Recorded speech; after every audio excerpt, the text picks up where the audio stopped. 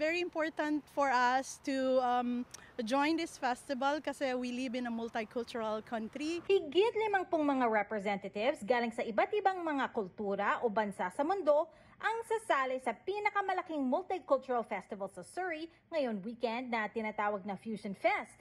Pero Lunes pa lang naghahanda na sa Holland Park ang Surrey Philippine Independence Day Society o SPIDS para sa kanilang pavilion. Marami kaming ipapakita na mga laro na pwede silang matuto at saka mga musika also. Ang tema para sa Surrey Fusion Festival ngayong taon, Landmarks of the World. Bukod sa pagkain, kasali rin sa dekorasyon ng Philippine Pavilion ngayong weekend ang mga postcard ng iba't ibang mga tanawin at lugar sa Pilipinas. So, syempre, meron tayo from Metro Manila, meron tayo ng mga modern landmarks like Luneta for sure or Rizal Park.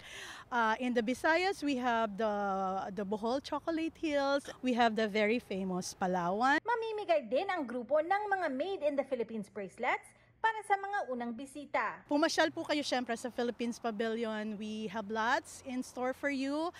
For one, meron po kami nitong mga giveaways for the first 50 attendees. Ito ang ikalawang beses na mag-host ng Filipino Pavilion ang SPIDS sa Fusion Fest sa Holland Park. Noong 2023, nanalo ang pavilion ng Best Dressed Tent sa festival. We're only given also a limited time to prepare for all of these things. So it's through team's effort and a lot of brainstorming in such a short span of time. So I believe team's effort is really wonderful also. Teresa Barrera, Omni News, Surrey.